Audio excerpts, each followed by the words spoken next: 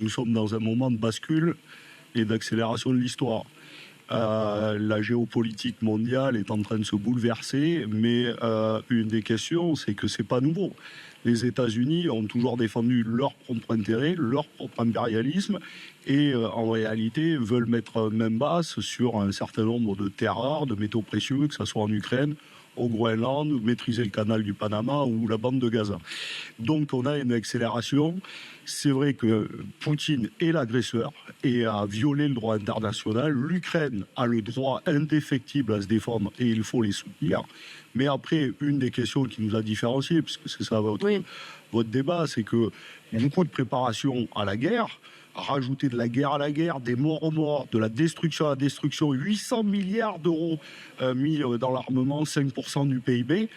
Nous disons que cet argent serait mieux orienté pour répondre aux besoins humains des peuples, reconstruire l'Ukraine, répondre aux besoins humains des Ukrainiens et des peuples européens. Et donc, une des questions, c'est préparer la paix. Le mot qui a été absent de beaucoup d'interventions, c'est la paix. Et nous avons été un erreur à le porter et nous continuons.